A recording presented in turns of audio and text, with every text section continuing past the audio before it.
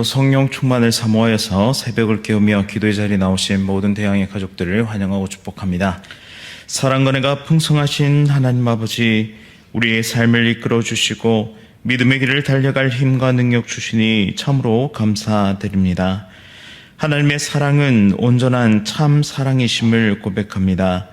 은혜 가운데 이 사랑을 충만히 누리게 하시고 주의 몸된 교회와 지체들을 사랑하는 일에 최선을 다하는 우리 모두가 되게 하여 주옵소서. 그리하여 사랑이 넘치는 공동체, 사랑이 이웃에게 흘러가는 공동체가 될 수 있도록 인도하여 주옵소서. 오늘은 22대 국회의원 선거가 있습니다. 하나님께서 택하신 올바른 지도자들이 세워지게 하옵소서. 나라를 사랑하고 국민을 섬기는 겸손하고 지혜로운 지도자들이 세워지게 하시고 대한민국이 다시 한번 일어서는 은혜를 베풀어 주옵소서. 무엇보다 이 땅의 교회들이 예수님의 참된 제자로 살아가게 하시어 복음의 능력이 이 땅을 변화시키며 새롭게 하옵소서. 담임 목사님과 사모님의 건강 지켜주시며 모든 목회 사역 가운데 성령 충만의 능력으로 함께 하옵소서. 자녀들의 앞길을 선하게 인도하여 주옵소서. 원로 목사님과 사모님의 건강도 지켜주시고 날마다 평안과 기쁨을 누리며 주신 사명 끝까지 잘 감당케 하옵소서. 모든 성도들의 가정과 사업터와 자녀들을 지키시고 인도하여 주옵소서. 풍성한 은혜로 부으시고 더 힘껏 주의 몸된 교회를 섬기며 빛과 소금의 사명을 감당케 하옵소서. 특별히 암과 뇌졸중과 여러 가지 질병으로 고통 중에 있는 성도들을 고쳐주옵소서. 속히 회복되게 하옵소서. 군 복무 중인 주의 자녀들과 해외와 타지에 나가 있는 자녀들의 앞길을 인도하여 주옵소서. 세계 선교 사명 감당하시는 귀한 선교사님들의 필요를 채워주시고 귀한 동력자들을 붙여주시며 복음의 능력이 충만하게 나타나게 하옵소서. 천사 찬양대의 찬양 기쁘게 받아주시오며 날마다 복의 통로로 귀하게 쓰임받게 하옵소서. 이 시간 하나님의 말씀 부어주시고 말씀의 능력으로 복음 전하는 하나님의 거룩한 백성들 다 될 수 있도록 인도하여 주옵소서. 예수 그리스도의 이름으로 간절히 기도드립니다. 아멘. 오늘 하나님께서 우리에게 주시는 말씀은 신명기 4장 15절부터 31절까지의 말씀입니다. 구약성경 266면에 있습니다. 신명기 4장 15절부터 31절까지의 말씀 한 절씩 교독하실 때에 살아계신 하나님의 음성 들으시기 바랍니다. 여호와께서 호렙산 불길 중에서 너희에게 말씀하시던 날에 너희가 어떤 형상도 보지 못하였은즉 너희는 깊이 삼가라. 그리하여 스스로 부패하여 자기를 위해 어떤 형상이든지 우상을 새겨 만들지 말라. 남자의 형상이든지 여자의 형상이든지 땅 위에 있는 어떤 짐승의 형상이든지 하늘을 나는 날개에 가진 어떤 새의 형상이든지 땅 위에 기는 어떤 곤충의 형상이든지 땅 아래 물속에 있는 어떤 어족의 형상이든지 만들지 말라.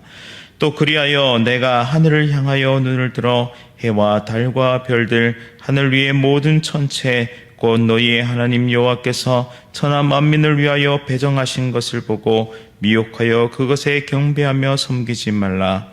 여호와께서 너희를 택하시고 너희를 쇠의 풀무불 곧 애굽에서 인도하여 내사 자기 기업의 백성을 삼으신 것이 오늘과 같아도 여호와께서 너희로 말미암아 내게 진노하사 내게 요단을 건너지 못하며 내 하나님 여호와께서 내게 기업으로 주신 그 아름다운 땅에 들어가지 못하게 하리라고 맹세하셨은즉 나는 이 땅에서 죽고 요단을 건너지 못하려니와 너희는 건너가서 그 아름다운 땅을 얻으리니 너희는 스스로 삼가 너희의 하나님 여호와께서 너희가 너희와 세우신 언약을 잊지 말고 내 하나님 여호와께서 금하신 어떤 형상의 우상도 조각하지 말라. 내 하나님 여호와는 소멸한 불이시요 질투하시는 하나님이시라. 내가 그 땅에서 아들을 낳고 손자를 얻으며 오래 살 때에 만일 스스로 부패하여 무슨 형상의 우상이든지 조각하여 내 하나님 여호와 앞에 악을 행함으로 그의 노를 일으키면 내가 오늘 천지를 불러 증거를 삼노니 너희가 요단을 건너가서 얻는 땅에서 속히 망할 것이라. 너희가 거기서 너희의 날이 길지 못하고 전멸될 것이니라. 여호와께서 너희를 여러 민족 중에 흩으실 것이요 여호와께서 너희를 쫓아 보내실 그 여러 민족 중에 너희의 남은 수가 많지 못할 것이며 너희는 거기서 사람의 손으로 만든 바 보지도 못하며 듣지도 못하며 먹지도 못하며 냄새도 맡지 못하는 목석의 신들을 섬기리라. 그러나 내가 거기서 내 하나님 여호와를 찾게 되리니 만일 마음을 다하고 뜻을 다하여 그를 찾으면 만나리라. 이 모든 일이 내게 임하여 환난을 당하다가 그날에 내가 내 하나님 여호와께서 돌아와서 그의 말씀을 청종하리니. 다 함께 읽겠습니다. 내 하나님 여호와는 자비하신 하나님이심이라. 그가 너를 버리지 아니하시며 너를 멸하지 아니하시며 내 조상들에게 맹세하신 언약을 잊지 아니하시리라. 아멘. 우상 숭배를 버리고 하나님의 사랑으로 돌아가자. 우상 숭배를 버리고 하나님의 사랑으로 돌아가자라는 제목으로 말씀을 선포하겠습니다. 오늘 본문은 이렇게 시작하는데요. 여호와께서 호렙산 불길 중에서 너희에게 말씀하시던 날에 너희가 어떤 형상도 보지 못하였은즉 너희는 깊이 삼가라 라고 말씀합니다. 여기서 호렙산은 호렙에 있는 산이라는 뜻인데요. 출애굽기 19장 9절 그리고 18절에서 언급되는 시내산입니다. 하나님께서 불 가운데 임하실 때에 시내산은 우레와 번개, 빽빽한 구름과 자욱한 연기로 뒤덮였습니다. 또한 하나님께서는 산의 경계를 정하시고 만약 그 경계를 넘는 자가 있으면 돌로 쳐 죽이거나 아니면 화살을 쏘아 죽이라고 명령하십니다. 오직 모세만이 하나님께 나아올 수 있도록 하셨죠. 그 이유는 아마도 하나님의 형상을 보고 나면 사람들이 그 모습으로 우상을 만들어 섬길 것이기 때문이었습니다. 이날 그 누구도 하나님의 형상을 보지 못했습니다. 왜냐하면 경계를 넘으면 죽기 때문이었습니다. 이때 하나님은 십계명과 율법을 주십니다. 십계명의 1계명과 2계명은 하나님 외에 다른 신을 두어서는 안 되고 그 어떤 형상으로도 우상을 만들어 섬기지 말라는 것입니다. 하나님은 이처럼 우상을 미워하십니다. 매우 가증히 여기십니다. 이어서 16절부터 18절 말씀에 스스로 부패하여 자기를 위해 어떤 형상대로든지 우상을 새겨 만들지 말라고 말씀하시면서 여러 형상들을 열거하시는데요. 남자의 형상이든지 여자의 형상이든지 땅 위에 있는 어떤 짐승의 형상이든지 하늘을 나는 날개 가진 어떤 새의 형상이든지 땅 위에 기는 어떤 곤충의 형상이든지 땅 아래 물속에 있는 어떤 어족의 형상이든지 만들지 말라라고 엄히 경고하십니다. 여기서 우상 숭배와 관련해서 4가지 다른 용어가 등장하는데 우상을 뜻하는 퍼셀, 그리고 형상을 뜻하는 테무나, 그리고 조상, 그러니까 깎아 만든 조상을 뜻하는 세멜, 그리고 인물상을 뜻하는 타브니트까지 다양한 우상을 나열하면서 그 어떤 것도 만들지 말라고 엄히 경고하고 계십니다. 그 이유는 그 어떤 우상이라도 만드는 것과 그것을 섬기는 것은 창조주와 피조물을 혼동하게 만드는 점에서 이스라엘을 타락하게 만들 것이기 때문이었습니다. 우상은 단지 형상에 불과합니다. 우상은 결코 말하거나 행동할 수 없고 냄새를 맡거나 무언가 좋은 것을 줄 수 없습니다. 여호와 하나님은 역사 가운데 역사하시고 일하시는 분이신데 그러나 끊임없이 인간들은 이 하나님 본체를 또 하나님 그 한 분만을 섬기길 원하지 아니하고 다양한 형상을 만들려고 합니다. 왜 그럴까요? 왜냐하면 하나님은 인간의 영혼 안에 하나님을 향한 기억의 씨를 남겨두셨기 때문입니다. 로마서 1장 19절 말씀에 이렇게 말씀하는데 이는 하나님을 알만한 것이 그들 속에 보임이라 하나님께서 이를 그들에게 보이셨느니라 라고 말씀합니다. 즉 인간의 마음속에는 하나님을 더듬어 알 수 있는 그런 씨를 심겨두셨고 이러한 것이 종교심으로 나타나게 된다는 것이죠. 문제는 인간은 죄로 인해서 영안이 어두워졌고 더 이상 하나님께 나아갈 수 있는 길을 잃었기 때문에 그들은 그 종교심을 인간의 욕망 그리고 인간의 욕심으로 채우려고 하고 그것을 또한 이루기 위해서 신적인 대상을 자신의 손으로 만드는 지경에 이르렀다라는 것입니다.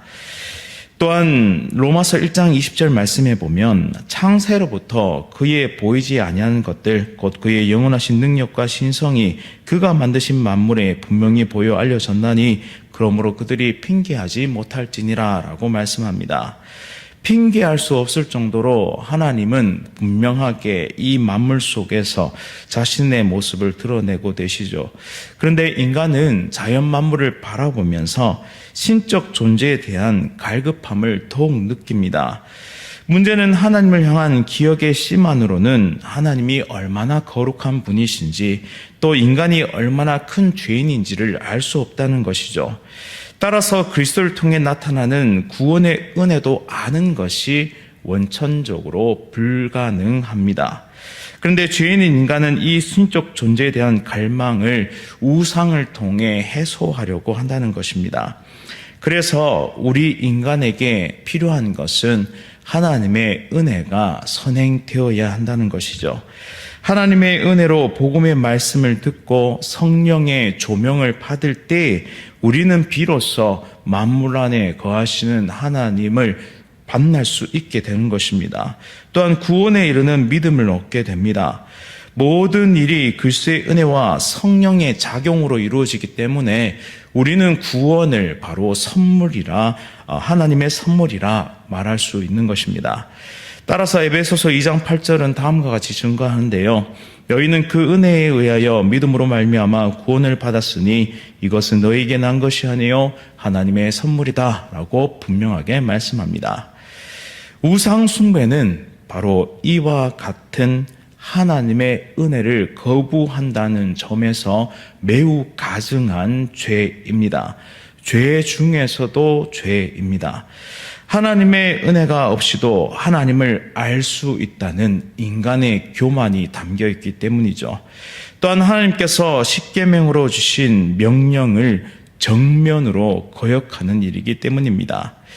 가시적인 것을 좋아하는 인간들, 눈에 보이는 것에 집착하는 인간의 욕망, 눈에 보이는 것을 의지하기 좋아하는 그들의 마음대로 말씀을 거역해서 신을 만들어낸 것이 우상입니다.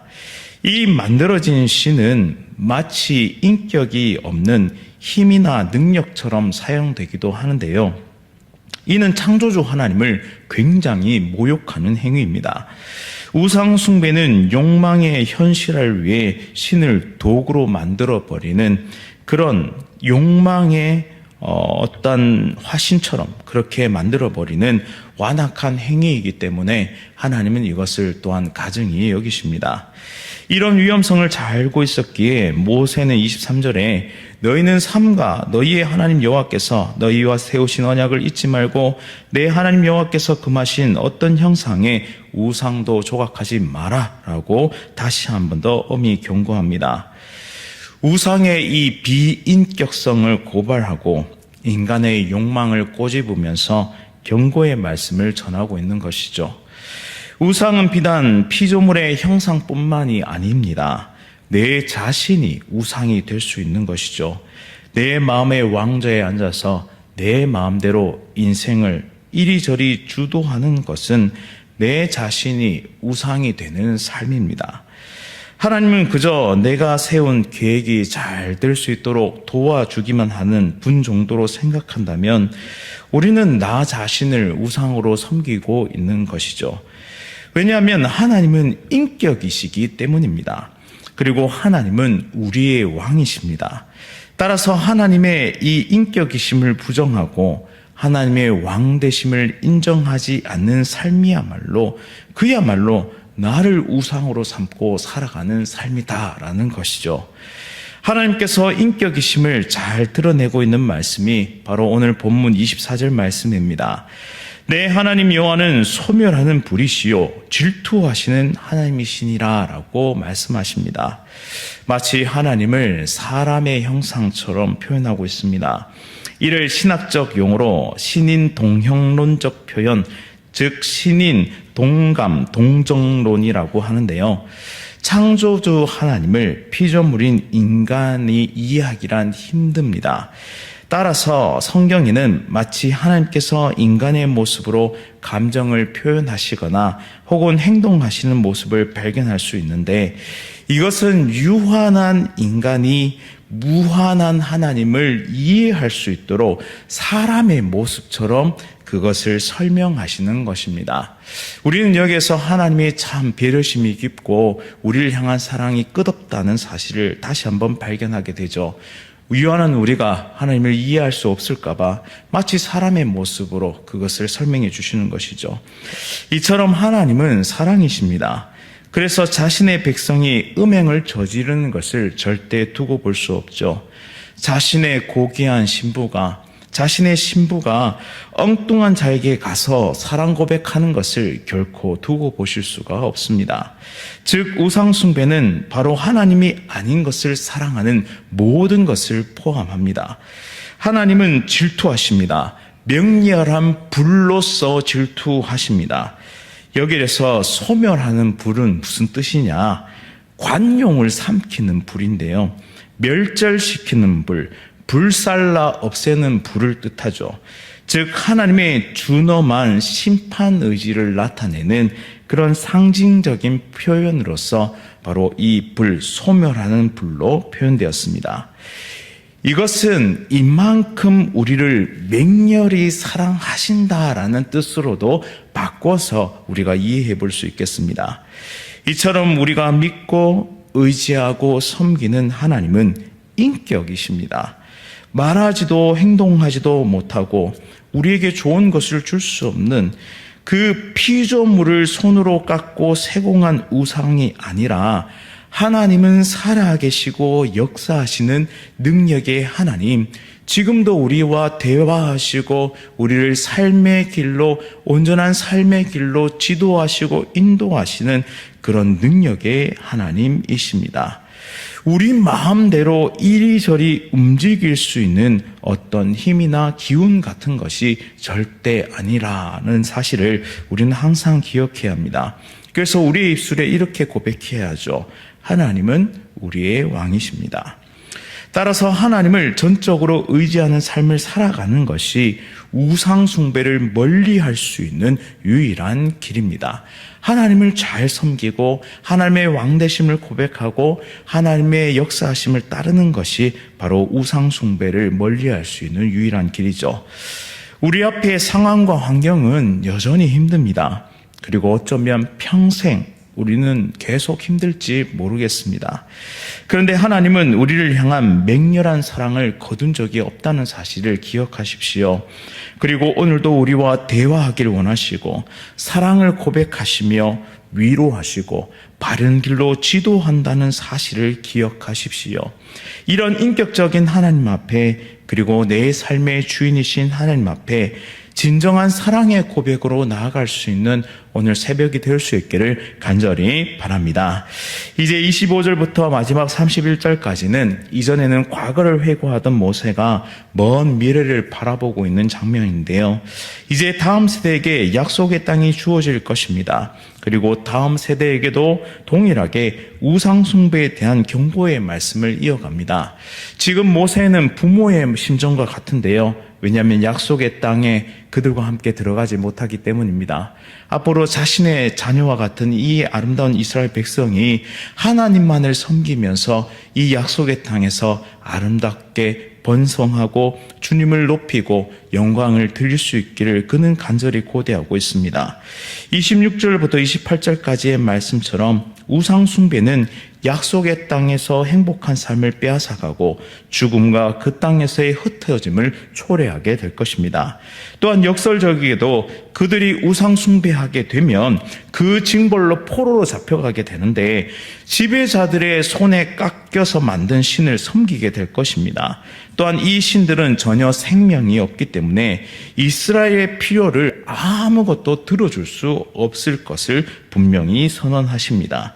그런데 이런 절망적인 상황 속에서도 하나님은 소망의 길을 내시는 것을 볼 수 있는데요.